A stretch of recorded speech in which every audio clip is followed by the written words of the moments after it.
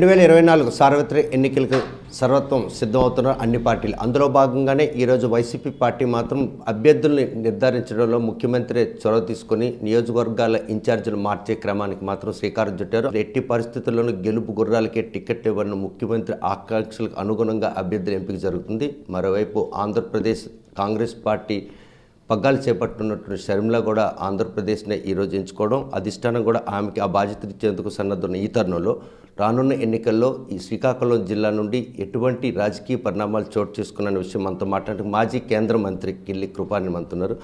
చూస్తే ఈరోజు ఎన్నికల సంగ్రామం ఆల్రెడీ మొదలైపోయినట్టే కనిపిస్తుంది. అధికార పార్టీ అభ్యర్థుల ఎంపిక, ఎంపీల విషయంలో చాలా క్యాల్కులేటెడ్గా ముఖ్యమంత్రి వెళ్తున్నారు.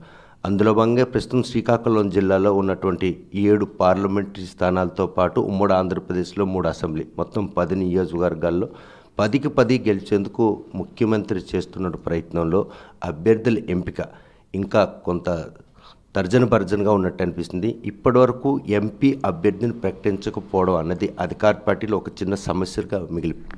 ఇది ఎట్టి పరిస్థితుల్లో సమస్యగా నేను భావించడం లేదు. ఖచ్చితంగా ఏదైతే ముఖ్యమంత్రి గారి ఆకాంక్ష 175 అవుట్ ఆఫ్ 175 అండ్ 25 పార్లమెంట్ స్థానాలు కూడా చేజెక్కించిన విధంగా వారి ఆలోచన విధానం ఉంది. చాలా సమీకరణలు మీరు చూస్తున్నారు. శ్రీకాకుళం పార్లమెంట్ నియోజకవర్గానికి వస్తే కుల సమీకరణలు, సంఖ్యాబలం అవన్నీ చూసుకుని ఎవరు సమర్థులు, ఏ విధంగా చేస్తే శ్రీకాకుళం పార్లమెంటరీ స్థానాన్ని కైవసం చేసుకోగలమని అన్ని విధాలా అన్ని యాంగిల్స్లో ఆలోచించి ఒక ఖచ్చితమైన నిర్ణయం, ఖచ్చితంగా ఈ పార్లమెంట్ స్థానాన్ని క్యాప్చర్ చేసుకోవడానికి అనుగుణంగా అవసరమైన విధానాలన్నీ చొప్పించి ఇక్కడ కూడా నిర్ణయం జరుగుతుంది. ఇది ఆలస్యమే కాదు. అన్ని పార్లమెంట్ నియోజకవర్గాలతో పాటు ఇది కూడా నిర్ణయం తీసుకుంటారు. ఇప్పటికే కొన్ని నియోజకవర్గాల్లో నిర్ణయం తీసుకున్నారు. At the same time Srikakulam parliament కూడా within short time they are going to announce అన్నది గడిచిన 4.5 సంవత్సరాల కాలంగా సీఎం గారు కటౌట్ పట్టుకుని ఎవరైతే ఎమ్మెల్యేలు ఉన్నారో, ఎవరైతే యాస్పిరెంట్స్ ఉన్నారో వాళ్ళ ప్రజల్లో నిరంతరం వివిధ కార్యక్రమాల పేరుతో మీరు చూడండి, జగనన్న నువ్వేమా నమ్ముకొని, గడప గడపకు వైఎస్ఆర్ ప్రభుత్వం అని, జగనన్న ఆరోగ్య సురక్ష అని, జగనన్న సురక్ష అని, వై ఏపీ నీడ్స్ జగన్ అని, ఆడుదాం ఆంధ్ర అని, నేడు smart cards, Aarogyasri smart cards పేరు, ఇలా డిఫరెంట్ కార్యక్రమాలతో జగన్మోహన్ రెడ్డి గారు ఇచ్చే ఏదైతే ఉందో ఆదేశం ఏదైతే ఉందో ఆదేశంతో నిరంతరం ప్రతినిధులు ప్రజల మధ్యలోనే ఉంటున్నారు. కృపారాణి ఈ విధంగానే ఉంటుంది. ముఖ్యమంత్రి గారి ఆకాంక్ష కూడా ముఖ్యమంత్రి గారి ఆదేశానుసారంగా నేను పనిచేయడానికి ఎల్లప్పుడూ సిద్ధంగా ఉన్నాను. But still I'm hoping for the best.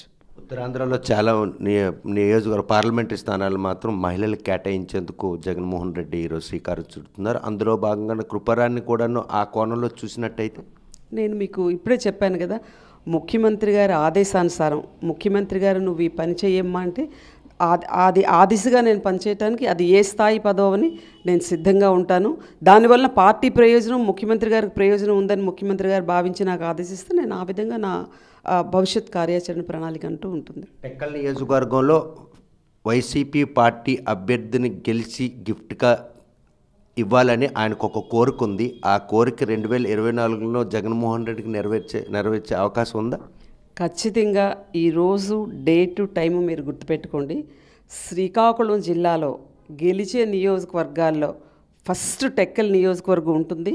Jaganmohan Reddy గారు ఏ అభ్యర్థిని చూసిస్తే ఆ అభ్యర్థికి అందరం కలిసి సమిష్టిగా పనిచేసి ఖచ్చితంగా 100కి 200 పాళ్ళు టెక్కల్ అసెంబ్లీ నియోజకవర్గం 2024లో ముఖ్యమంత్రి జగన్మోహన్ రెడ్డి గారికి గిఫ్ట్గా ఇవ్వడానికి మేమందరం సిద్ధహస్తులై ఉన్నాం. అది జరుగుతుంది కూడా.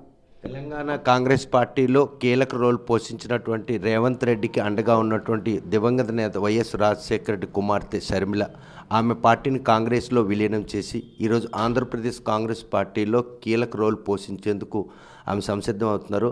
అదే కనుక జరిగితే ఆంధ్రప్రదేశ్లో ఆమె రాక కాంగ్రెస్ పార్టీకి పూర్వవైపు వచ్చే అవకాశం ఉందో? కరుడు కట్టిన కాంగ్రెస్ వద్దగా కృపారాణి మనసులో ఆమె పట్ల ఎటువంటి we have to wait and see అండి. నేనేమంటానంటే తెలంగాణలో ఆమె పార్టీ వ్యవస్థాపించారు. వైఎస్ఆర్టీపీ తెలంగాణని వైఎస్ఆర్టీపీ పార్టీని కాంగ్రెస్లో విలీనం చేశారు.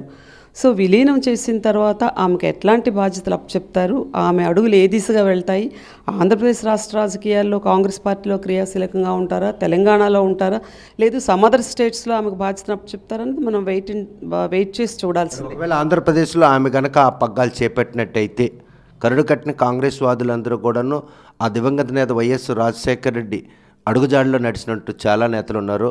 ఆయన బాటలోనే కూతురు కూడా ఈరోజు ఇక్కడికి వస్తున్నది. ఆమెకు బాసటగా నిలిచేందుకు ఎవరైనా ముందుకు వచ్చే అవకాశం? అది ఎలా అవుతుందండి? ఇది డెమోక్రసీ. ఆంధ్రప్రదేశ్ రాష్ట్రంలో వైఎస్ఆర్ కాంగ్రెస్ పార్టీలో జగన్మోహన్ రెడ్డి గారు కూడా రాజశేఖర రెడ్డి గారు తనయుడే. వైఎస్ఆర్ కాంగ్రెస్ పార్టీ తాలూకా ఆకాంక్ష కూడా ఏదైతే రాజశేఖర రెడ్డి గారు ఆంధ్రప్రదేశ్ రాష్ట్రంలో ఒక రామరాజ్యాన్ని రాజకీయాలకు అతీతంగా స్థాపించాలి అని వారి ఆదర్శం ఉందో, వారి ఆదర్శాన్ని ఆకాంక్షని 100% అమలు చేస్తున్న నాయకుడు జగన్మోహన్ రెడ్డి గారు. సో జగన్మోహన్ రెడ్డి గారితోనే సెయిల్ చేయాలి అనుకునే నాయకులు ఖచ్చితంగా జగన్మోహన్ రెడ్డి గారితోనే ఉంటారు. సో ఈ ప్రజాస్వామ్యంలో ఎవరికైనా పార్టీల్లోకి చేరే ఇది అవకాశం ఉంది. ఆ పార్టీలో ఆయా పార్టీలో వారు వర్క్ చేసుకోవచ్చు. సో ఇటువంటి మనం ముందుగానే ఈ స్పెక్యులేషన్స్ అవన్నీ ఊహించడం అంత భావ్యం కాదు at this time. This is too early and this is two premature to discuss also. Special status గురించి, అదేవిధంగా బ్యాక్వర్డ్ డిస్ట్రిక్ట్స్ ప్యాకేజ్ గురించి ఇట్లాంటి కొన్ని హామీలు ఇవ్వటం జరిగింది. సో కాంగ్రెస్ పార్టీ ఈరోజు ఆంధ్రప్రదేశ్లో మళ్ళీ ఎస్టాబ్లిష్ అవ్వాలంటే ఆ ప్రామిసెస్ మేము ఫుల్ఫిల్ చేస్తామని ప్రజల్లోకి రావాలి. There is no other alternative. First వాళ్ళు దేశంలో బీజేపీ నేతృత్వంలో ఎన్డీఏ సర్కార్ను కోలుసి ఈ ఇండియా కూటమి ఫామ్ చేయటం ఎంతవరకు వారు అవకాశాలు కల్పిస్తారో, వారి ప్రామిస్ను కూడా నమ్మే పరిస్థితి ఒకటి ఆంధ్రప్రదేశ్ రాష్ట్రం రావాలి. అట్ దిస్ టైం అది ఉంది అని ప్రజలు నమ్ముతారంటారా? అది ఈ పరిస్థితుల్లో నమ్మే అంటే అట్ దిస్ టైం ఈ టైంలో వాళ్ళు నమ్ముతారని నేనైతే భావించడం లేదు. కాంగ్రెస్ పార్టీ దోహే రాష్ట్ర విభజనలో కాంగ్రెస్ పార్టీ దోహే, ఇతర పార్టీలు ఏవి కూడా దీంట్లో పాపం పంచుకోలేదు. వాళ్ళు కాంగ్రెస్ పార్టీ అధికారంలో ఉన్నందున ఎక్కువ నింద అన్నది కాంగ్రెస్ పార్టీ మోసింది. ఖచ్చితంగా కాంగ్రెస్ పార్టీ ఆ రోజు కాదు అనుకుంటే రాష్ట్ర విభజన జరిగి ఉండేది కాదు. ఖచ్చితంగా కాంగ్రెస్ పార్టీయే దానికి మూల్యం చెల్లించుకుంది. ఆల్రెడీ చెల్లించుకోవటం కూడా అయిపోయింది. ఇప్పుడు మీరు అన్నారు ఆ గాయం మాత్రం ఇంకా మానలేదు. ఎవరైనా ఇక్కడ నుంచి తెలంగాణ రాష్ట్రం ఇప్పుడు మనలాంటి వాళ్ళం వెళ్ళి హైదరాబాద్ సిటీలో తిరిగేటప్పుడు చాలా బాధగా అనిపిస్తుంది. ఆంధ్రులు ఎవరైనా తెలంగాణ రాష్ట్రంలో హైదరాబాద్ లాంటి సిటీలో తిరిగేటప్పుడు ఇప్పటికి కూడా కన్నీరు వస్తుంది. ఇటువంటి మంచి పట్టణాన్ని, మెట్రోపాలిటన్ సిటీని మనం వదులుకున్నాము, సమైక్యాంధ్రగా ఉంచలేకపోయాము. ఈ డివిజన్ తాలూకా పాపం కాంగ్రెస్ పార్టీదే అన్న భావన అమాంగ్ ద ఆంధ్రప్రదేశ్ పబ్లిక్ ఉంది అని నేను అనుకుంటున్నాను. 2024లో ఎన్నికల్లో టీడీపీ జనసేన ప్రత్యర్థి అనుకుంటారు, లేకపోతే కాంగ్రెస్ పార్టీని ప్రజలు విశ్వసించే పరిస్థితిని కాంగ్రెస్ పార్టీ మీ ప్రత్యర్థి అనుకుంటారు? అన్నీ మాకు ప్రత్యర్థులే. ఏ రాజకీయ కాంగ్రెస్ పార్టీ మాకు ప్రతిపక్ష పార్టీ, టీడీపీ పార్టీ ప్రతిపక్ష party, BJP, Pawan Kalyan party, అన్ని పార్టీలు మాకు ప్రతిపక్ష పార్టీలే. మేము ఒంటరిగా వెళ్తున్నాం. నేను ఈరోజు వాళ్ళని ఛాలెంజ్ చేస్తున్నాను. ఇటువంటి రాజకీయ చైతన్యం ఉన్న ఆంధ్రప్రదేశ్ రాష్ట్రంలో సింగిల్గా 175 నియోజకవర్గాల టికెట్స్ కూడా అనౌన్స్ చేసి ఏ రాజకీయ పార్టీతో పొత్తు లేకుండా మరలా వైనాట్ 175 అవుట్ ఆఫ్ 175 అనే ఒక దార్శనిక దృక్పథంతో సాహసోపేతమైన నిర్ణయాలు తీసుకుని ఆంధ్రప్రదేశ్ రాష్ట్ర ప్రజానీకాన్ని నడిపిస్తానన్న నాయకుడు ఈరోజు భారత రాజకీయాల్లో ఎవరూ లేరు. ఆ ఒకే ఒక నాయకుడు ఆంధ్రప్రదేశ్ రాష్ట్ర ముఖ్యమంత్రి జగన్మోహన్ రెడ్డి. 2024లో మాజీ కేంద్ర మంత్రి కృపారాన్ని ఏ డయాస్ మీద చూడొచ్చు? 7 నియోజకవర్గాల ప్రాతిపదిక, లేకపోతే ఒక నియోజకవర్గ ప్రాతిపదిక మీద చూసుకోండి. ముఖ్యమంత్రి గారు ఏ విధంగా ఆలోచన చేస్తున్నారన్నది నాకైతే ఇంతవరకు తెలియలేదు. సో ముఖ్యమంత్రి గారి మీద సంపూర్ణ విశ్వాసం నాకైతే ఉంది. ఇందాకే మీకు చెప్పాను, సీఎం గారు ఏది చేయాలి అంటే అది నా సర్వీసెస్ పార్టీకి ఏ విధంగా ఉపయోగపడితే పార్టీకి మంచి జరుగుతుందో ఆ విధంగా వారు ఆలోచన చేస్తారు. లేదు ఇంకా ఏదైనా ఆలోచన చేయాలి, మీరు అలా ఉంటేనే పార్టీకి మంచి జరుగుతుందమ్మంటే నేను 6 years నుంచి ఇలాగే ఉన్నాను. ఇలా ఉండటం కానీ కూడా నేను సిద్ధపడే ఉన్నాను. ఎందుకంటే ముఖ్యమంత్రి గారి నాయకత్వం ఆంధ్రప్రదేశ్ రాష్ట్రానికి అవసరం. ఒక కృపారాణికి పదవిలో పెట్టినంత మాత్రాన అది కుదరదు.